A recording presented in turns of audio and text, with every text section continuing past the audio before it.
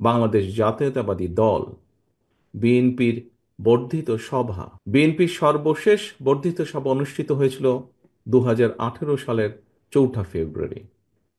সেই অনুষ্ঠানে প্রধান অতিথি ছিলেন mother of democracy Begum Khaleda Zia. ফ্যাসিবাদী শাসনকালে এরপর আর বিএনপির বর্ধিত সভা কিংবা কাউন্সিল অনুষ্ঠান করা সম্ভব হয়নি। চিকিৎসাধীন থাকায় দেশনেত্রী বেগম খালেদা জিয়া আজকের এই গুরুত্বপূর্ণ সভায় উপস্থিত থাকতে পারেননি। তবে তিনি এই সভার সাফল্য কামনা করেছেন। তিনি আপনাদের কাছে দোয়া চেয়েছেন। প্রিয় সহকর্মীবৃন্দ, দেশনেত্রীর শারীরিক সুস্থতার জন্য আমরা আল্লাহর দরবারে দোয়া কামনা করছি। এই মানুষটির সম্মোহনী ব্যক্তিত্ব আর সুদক্ষ নেতৃত্বে বিএনপিকে পৌঁছে দিয়েছিল সারা দেশের প্রতিটি গ্রামে, প্রতিটি ঘরে। আজকের এই বর্ধিত সভার শুরুতেই আমি বিএনপির প্রতিষ্ঠাতা, স্বাধীনতার ঘোষক শহীদ রাষ্ট্রপতি জিয়াউর রহমানকে শ্রদ্ধার সাথে স্মরণ করতে চাই। তিনি একদলীয় অভিশপ্ত বাকশালের অন্ধকারচ্ছন্ন বাংলাদেশে জ্বালিয়েছিলেন গণতন্ত্রের আলো। মরহুম শেখ মুজিবুর রহমানের নিষিদ্ধ করা সকল রাজনৈতিক দলগুলোকে বাংলাদেশে রাজনীতি করার সুযোগ করে দিয়েছিলেন শহীদ জিয়া।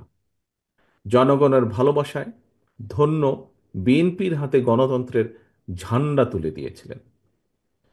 প্রিয় সহকর্মীবৃন্দ, বিএনপির জন্ম থেকে আজ পর্যন্ত গণতন্ত্র প্রতিষ্ঠা এবং স্বৈরাচার বিরোধী ধারাবাহিক আন্দোলনে যারা শহীদ হয়েছেন, আহত হয়েছেন, স্বজন হারিয়েছেন, যেসব পরিবার নিদারুণ দুঃখ কষ্টের মুখোমুখি হয়েছেন, যাদের ঘাম, শ্রম, মেধায় বিএনপি আজ আপামর জনগণের কাছে দেশের সবচেয়ে বিশ্বস্ত রাজনৈতিক প্রতিষ্ঠানে পরিণত হয়েছে, আজকের এই বর্ধিত সভার শুরুতেই আমি তাদের প্রত্যেকের অবদানকে কৃতজ্ঞতার সঙ্গে স্মরণ করতে চাই। প্রিয় সহকর্মীবৃন্দ, সর্বোপরি 1971 সালের মহান মুক্তিযুদ্ধের লাখো শহীদ, দেশে গণতন্ত্র ও মানবাধিকার প্রতিষ্ঠার দীর্ঘ ধারাবাহিক সংগ্রামে যারা শহীদ হয়েছেন, 2024 সালের জুলাই আগস্টে তাবেদার অপশক্তির বিরুদ্ধে দলমত নির্বিশেষে স্বাধীনতা রক্ষার যুদ্ধের সাহসী বীর আবু সাইদ, ওয়াসিম, মুগ্ধ, রিয়া গোপ, আব্দুল আহাদ সহ বিএনপির 5 শতাধিকরও হাজারো শহীদ এবং আহত মুক্তিযোদ্ধাদের গভীর শ্রদ্ধার সঙ্গে স্মরণ করতে চাই। সুকৌশলে রক্ত পিচ্ছিল রাজপথে গড়ে ওঠা জাতীয় ঐক্য এবং জাতীয় নির্বাচনের পরিবেশ বিনষ্টের অপচেষ্টা চলছে।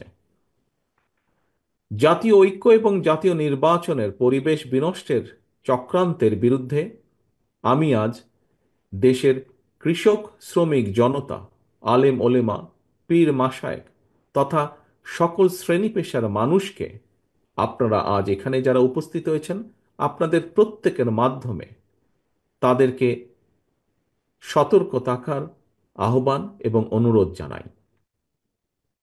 যারা বাংলাদেশকে তাবেদার রাষ্ট্র বানিয়ে রাখতে চেয়েছিল, তাদের ষড়যন্ত্র কিন্তু এখনো থেমে নেই। সংস্কার কিংবা স্থানীয় নির্বাচন, এসব ইস্যু নিয়ে জনগণের সামনে এক ধরনের ধূম্র জাল সৃষ্টি করা হচ্ছে। রাষ্ট্র এবং রাজনীতিতে সংস্কার একটি ধারাবাহিক প্রক্রিয়া। বিএনপির কাছে সংস্কারের ধারণা নতুন কিছু নয়।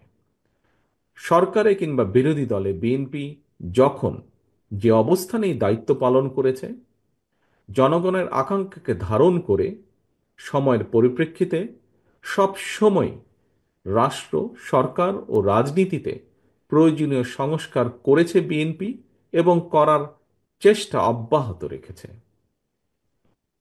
1975 সালের 7ই নভেম্বরের পরে দেশে বহুদলীয় গণতন্ত্র প্রতিষ্ঠা, সংবিধানে পঞ্চম সংশোধনের মাধ্যমে মুক্তিযুদ্ধের আকাঙ্ক্ষার প্রতিফলন, 1991 সালে দেশে সংসদীয় সরকার প্রতিষ্ঠা, এই সবই ছিল রাষ্ট্র রাজনীতির ময়দানে যুগান্তকারী সংস্কার।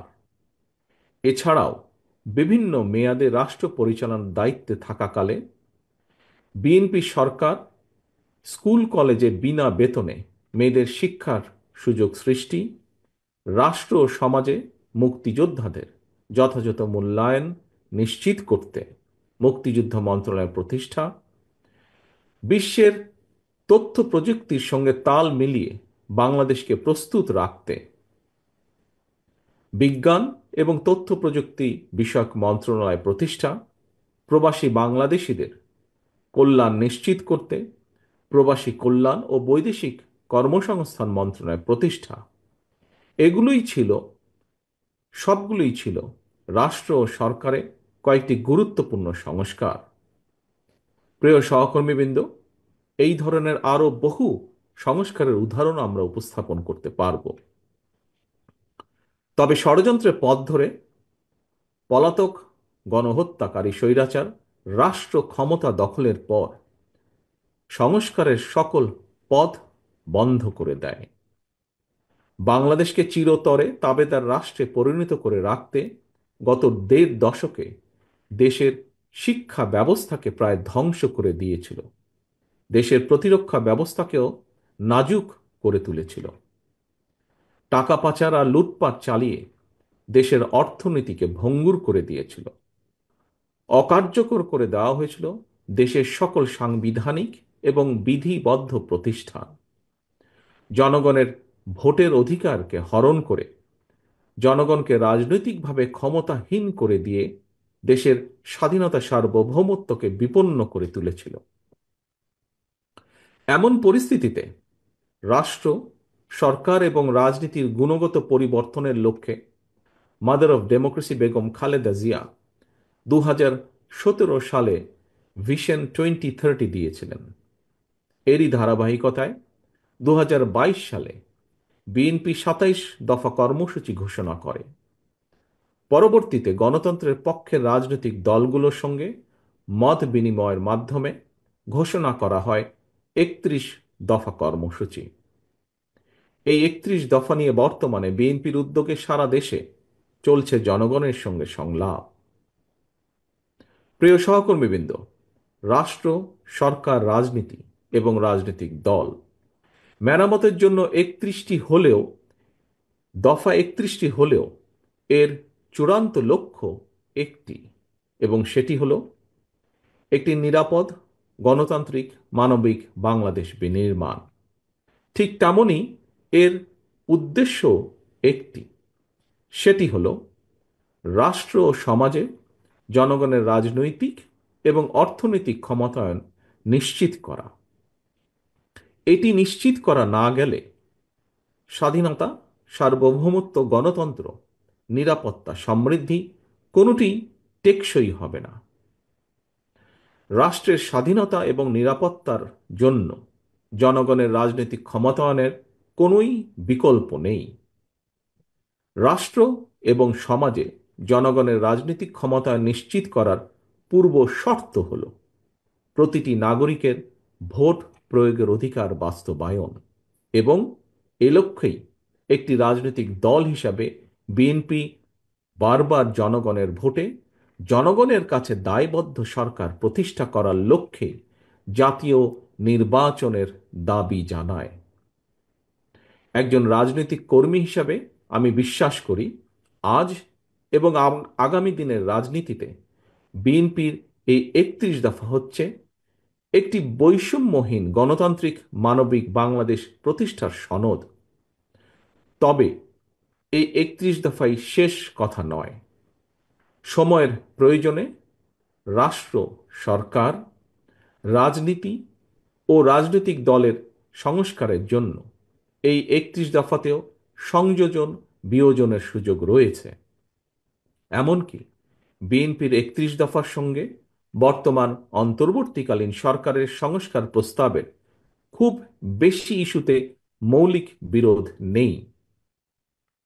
সম্মানিত নেতৃবৃন্দ, বিভিন্ন সময় জাতীয় নির্বাচন নিয়ে প্রধান উপদেষ্টার বক্তব্য জনমনে ইতিবাচক ধারণা সৃষ্টি করলেও জাতীয় নির্বাচন নিয়ে কোনো কোনো উপদেষ্টার বিভ্রান্তিমূলক বক্তব্য, মন্তব্য স্বাধীনতাপ্রিয় গণতান্ত্রিকামী জনগণের জন্য হতাশার কারণও হয়ে উঠেছে। অন্তর্বর্তীকালীন সরকারের প্রতি বিএনপি সহ গণতন্ত্রের পক্ষের সকল রাজনৈতিক দলের নিঃশর্ত সমর্থন থাকলেও সরকার এখনও তাদের কর্মপরিকল্পনায় অগ্রাধিকার নির্ধারণ করতে পারছে না বলেই মনে হচ্ছে। সারা দেশে খুন, হত্যা, ধর্ষণ, চুরি, ছিনতাই, রাহাজানি বেড়েই চলেছে। বাজার সিন্ডিকেটের কবলে পড়ে নিত্য প্রয়োজনীয় দ্রব্যমূল্য নিয়ন্ত্রণহীন। বর্তমান অন্তর্বর্তীকালীন সরকার এখনও মনে হয় দেশের আইন শৃঙ্খলা পরিস্থিতির উপরে সম্পূর্ণ নিয়ন্ত্রণ প্রতিষ্ঠা করতে পারেনি। সরকার যেখানে বাজার পরিস্থিতি কিংবা আইন শৃঙ্খলা পরিস্থিতির নিয়ন্ত্রণে কাঙ্ক্ষিত সাফল্য অর্জন করতে পারছে না, সেখানে জাতীয় নির্বাচনের আগে স্থানীয় নির্বাচন অনুষ্ঠানের নামে কেন দেশের পরিস্থিতি আরও ঘোলাটে করতে চাইছে, এটি জনগণের কাছে বোধগম্য নয়। গণতান্ত্রিকামী জনগণ মনে করেন স্থানীয় নির্বাচন অনুষ্ঠিত হলে সেটি হবে সারা দেশে পলাতক স্বৈরাচারের দোসরদের পুনর্বাসনের একটি প্রক্রিয়া, যা সরাসরি গণ অভ্যুত্থান আকাঙ্ক্ষা বিরোধী। গণহত্যাকারী, টাকা পাচারকারী, দুর্নীতিবাজ মাফিয়া চক্রকে পুনর্বাসন প্রক্রিয়ার এই ফাঁদে বিএনপি পা দেবে না, বিএনপি পা দিতে পারে না। প্রিয় সহকর্মীবৃন্দ, বিএনপি জনগণের কাছে প্রতিশ্রুতিবদ্ধ আগামী জাতীয় নির্বাচনে বিএনপি জনরায় রাষ্ট্র পরিচালনার দায়িত্ব পেলে গণহত্যাকারী মানবতা বিরোধী অপরাধীদের বিচারের মুখোমুখি করবে। অন্তর্বর্তীকালীন সরকারের প্রতি আহ্বান, সারা দেশে গণহত্যাকারীদের দোসর মাফিয়া চক্রকে পুনর্বাসনের স্থানীয় নির্বাচন অনুষ্ঠানের পরিকল্পনা থেকে সরে আসুন। অবিলম্বে আগামী দিনগুলোর জন্য অন্তর্বর্তীকালীন সরকারের সুনির্দিষ্ট কর্মপরিকল্পনার রোডম্যাপ ঘোষণা করুন। গণহত্যাকারী মাফিয়া প্রধান হাসিনা দেশ ছেড়ে পালানোর পর এ পর্যন্ত বেশ অনেকগুলো নতুন রাজনৈতিক দলের আত্মপ্রকাশ ঘটেছে। বহুদলীয় গণতন্ত্রে বিশ্বাসী বিএনপি সকল নতুন রাজনৈতিক দল ও সংগঠনকে স্বাগত জানায়। তবে নির্বাচনের মাধ্যমে গ্রহণ কিংবা বর্জনের চূড়ান্ত সিদ্ধান্ত জানাবে জনগণ। সুতরাং প্রতিটি দলের অংশগ্রহণ একটি অবাধ ও সুষ্ঠু নির্বাচন, জাতীয় নির্বাচন অনুষ্ঠানের লক্ষ্যে সবার আগে নির্বাচন কমিশনকে প্রস্তুত রাখতে হবে। দেশে একটি অবাধ এবং সুষ্ঠু নির্বাচন অনুষ্ঠানের জন্য নিরপেক্ষতাই হচ্ছে অন্তর্বর্তীকালীন সরকারের সবচেয়ে বড় পুঁজি। কিন্তু সরকারের নিরপেক্ষতা নিয়ে ইতিমধ্যেই জনমনে সন্দেহ, সংশয় সৃষ্টি হয়েছে। নিজেদের নিরপেক্ষতা বজায় রাখতে আমি বাংলাদেশ জাতীয়তাবাদী দলের পক্ষ থেকে অন্তর্বর্তীকালীন সরকারের প্রতি আরও সতর্কতা অবলম্বনের আহ্বান জানাই। প্রিয় নেতৃবৃন্দ, এবার আমি সারা দেশে বিএনপির নেতাকর্মী, বিশেষ করে এই বর্ধিত সভায় আপনারা যারা উপস্থিত হয়েছেন, উপস্থিত নেতৃবৃন্দের উদ্দেশ্যে কয়েকটি কথা বলতে চাই। দীর্ঘদিন থেকে আমি আপনাদের কাছে শারীরিকভাবে দূরে থাকলেও যোগাযোগ এবং কর্ম পরিকল্পনার মাধ্যমে আমি কখনোই আপনাদের কাছ থেকে দূরত্ব অনুভব করিনি। আমার মনে হয় এখানে উপস্থিত যারা আছেন প্রায় প্রত্যেকের সঙ্গেই আমার অন্তত কম বেশি কথা হয়েছে, কথা হয়, টেক্সট মেসেজে আদান প্রদান হয় টেক্সট। তবে আজ এখানে আপনাদের সবাইকে একত্রে পেয়েছি, সেজন্য আমি অত্যন্ত সৌভাগ্যবান, অত্যন্ত আনন্দিত। আপনাদের সকলকে অভিনন্দন। আমি বিশ্বাস করি আমি বিশ্বাস করি যে দলে আপনাদের মতন ত্যাগী এবং সাহসী নেতাকর্মী রয়েছেন, সেই দলকে কোনো স্বৈরাচারী দমিয়ে রাখতে পারে না। প্রিয় নেতৃবৃন্দ, আমরা এমন একটি বাংলাদেশ গড়তে চাই যে দেশে মুসলমান, হিন্দু, বৌদ্ধ, খ্রিস্টান তথা দল মত, ধর্ম, বর্ণ নির্বিশেষে সবাই সমান অধিকার ভোগ করবেন। ৫৫,০০০ বর্গমাইলের এই বাংলাদেশ ভূখণ্ডে বসবাসকারী আমাদের সকলেরই একটি পরিচয়: আমরা বাংলাদেশী। প্রিয় সহকর্মীবৃন্দ, পররাষ্ট্রনীতির ক্ষেত্রেও বিএনপির দৃষ্টিভঙ্গি সুস্পষ্ট। বিএনপি মনে করে বর্তমান বিশ্বে স্থায়ী শত্রুমিত্র বলে কিছু নেই, বরং একটি দেশের সঙ্গে অপর দেশের সম্পর্ক হবে পারস্পরিক স্বার্থ রক্ষা, প্রয়োজন এবং ন্যায্যতার ভিত্তিতে। অন্য দেশের সঙ্গে সম্পর্ক রক্ষার ক্ষেত্রে আমাদের নীতি সবার আগে বাংলাদেশ, অর্থাৎ নিজ দেশ এবং জনগণের স্বার্থ রক্ষা এবং সার্বভৌমত্ব, এটাই হবে প্রথম এবং প্রধান অগ্রাধিকার। আশা করি বর্ধিত সভার এই আলোকেই আপনাদের বক্তব্য উপস্থাপিত হবে। এই মুহূর্তে বিএনপি বাংলাদেশের সবচেয়ে বড় এবং জনপ্রিয় রাজনৈতিক দল। সুতরাং বিএনপির কাছে জনগণের যেমন আশা, ভরসা, প্রত্যাশা রয়েছে, একই সঙ্গে বিএনপির বিরুদ্ধে ষড়যন্ত্রকারীরাও কিন্তু থেমে নেই, তাদের চক্রান্ত থেমে নেই। সুতরাং এই চক্রান্তকারীদের মোকাবেলা করে কিভাবে দলকে আরো শক্তিশালী এবং সুসংহত করা যায়, আমি আশা করি আপনাদের আলোচনায় সেই সম্পর্কেও সুনির্দিষ্ট প্রস্তাব থাকবে। প্রিয় সহকর্মীবৃন্দ, সারা দেশে তৃণমূল পর্যায়ের কৃষক, শ্রমিক, দরিদ্র, মেহনতি, স্বল্প আয় কিংবা মধ্যবিত্ত, নিম্ন মধ্যবিত্ত, পাশাপাশি ছাত্রছাত্রী, তরুণ তরুণী তথা সকল শ্রেণীর পেশার মানুষের স্বার্থ রক্ষা এবং জীবন উন্নয়নে আপনাদের নিজ নিজ এলাকা ভিত্তিক কী ধরনের পদক্ষেপ নেওয়া যায়, আশা করি আপনাদের বক্তব্যে সেই বিষয়গুলো উঠে আসবে। দলের সাংগঠনিক কার্যক্রমের পক্ষে অথবা বিপক্ষে অবশ্যই আপনারা সুনির্দিষ্ট বক্তব্য তুলে ধরবেন। তবে এই বিষয়ে আপনাদের দৃষ্টি আকর্ষণ করে বলতে চাই, সেটি হলো বিএনপি একটি বৃহৎ পরিবার। এই পরিবারে নানা বিষয়ে আমাদের মতের অমিল থাকতেই পারে। সুতরাং বক্তব্য দেওয়ার সময় ব্যক্তিগত পর্যায়ের বিরোধকে এড়িয়ে যাওয়াই বাঞ্ছনীয় বলে আমি মনে করি। আমরা সবাই আমাদের ঐক্যের শক্তির সক্ষমতা সম্পর্কে অবহিত। সহকর্মীবৃন্দ, ঐক্যই আমাদেরকে বারবার বিজয় আর সফলতা এনে দিয়েছে। সুতরাং আমাদের অবশ্যই খেয়াল রাখা অত্যন্ত জরুরি, আলোচনা সমালোচনা যেন নিজেদের মধ্যেকার ঐক্য বিনষ্টকারী কিংবা দলের ক্ষতির কারণ না হয়। আরও একটি বিষয় আমি আপনাদের দৃষ্টি আকর্ষণ করে বলতে চাই, নেতা নেত্রীদের সম্পর্কে আপনারা বক্তব্য দেবার সময় দয়া করে প্রশংসাসূচক শব্দ চয়নের ক্ষেত্রে আরও বেশি সতর্কতা, বুদ্ধিমত্তা এবং পরিমিতের বোধের পরিচয় দেবেন আপনারা। সারা দেশে বিএনপির সর্বস্তরের নেতাকর্মী, সমর্থক, ভাই ও বোনেরা, গত ১.৫ দশকে সারা দেশে বিএনপি সহ গণতন্ত্রের পক্ষে বিভিন্ন দল ও মতের নেতাকর্মীদেরকে অবর্ণনীয় নির্যাতন, নিপীড়ন সহ্য করতে হয়েছে। কেবল বিএনপিরই প্রায় ৬০ লক্ষেরও বেশি নেতাকর্মীর বিরুদ্ধে ১.৫ লাখ রাজনৈতিক হয়রানিমূলক মামলা দেওয়া হয়েছে। বিএনপির কেন্দ্রীয় নেতা ইলিয়াস আলী, কমিশনার চৌধুরী আলমের মতন অনেক নেতাকর্মীরা আজ পর্যন্ত নিখোঁজ, খুঁজে পাইনি আমরা।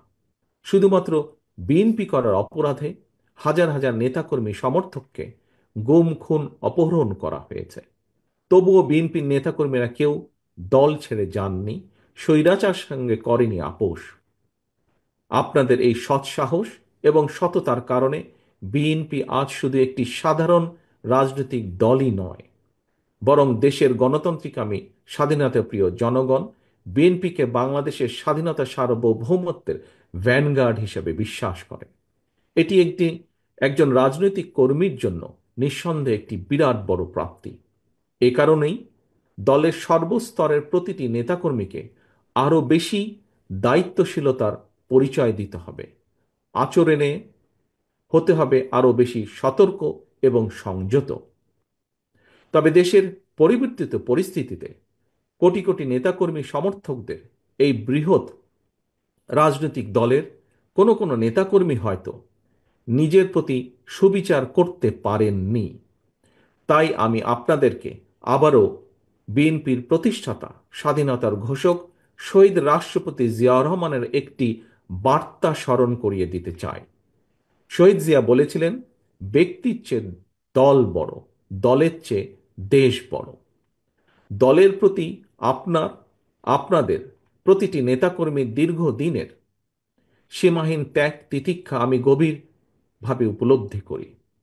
তারপরও যারা দলের শৃঙ্খলা ভঙ্গের কারণ হবেন, ব্যক্তির চেয়ে দলের স্বার্থকে প্রাধান্য দিতে গিয়ে আমাকে বাধ্য হয়ে সাংগঠনিক ব্যবস্থা নিতে হয়েছে, নিতে হবে। দলীয় শৃঙ্খলা ভঙ্গ কিংবা দলের ইমেজ ক্ষুণ্ণ হয় এমন কোনো কাজকে বিএনপি বিন্দুমাত্র প্রশ্রয় দেবে না। জনগণই বিএনপির সকল রাজনৈতিক ক্ষমতার উৎস। বিএনপি জনগণকে বিশ্বাস করে, জনগণও বিএনপিকে বিশ্বাস করে। সুতরাং আপনার প্রতি, আপনাদের প্রতি, বিএনপির প্রতি জনগণের এই ভালোবাসার প্রতিদান দিতে জনগণের সঙ্গে থাকুন, জনগণকে সঙ্গে রাখুন। প্রিয় নেতৃবৃন্দ, বাংলাদেশে গণতন্ত্র এবং বিএনপি সমার্থক। দেশে গণতন্ত্র থাকলে বিএনপি থাকে, গণতন্ত্র বিপন্ন হলে বিএনপির স্বার্থও বিপন্ন হয়। মাফিয়া প্রধানের পলায়নের পর দেশে বর্তমানে গণতান্ত্রিক পরিবেশ ফিরে এসেছে। জাতীয় নির্বাচনের সময়ও হয়তো ঘনিয়ে আসছে। তাই দলকে, কোনো ব্যক্তি নয় বরং দলকে এ ব্যাপারে ধীরে ধীরে আপনারা প্রস্তুত করুন।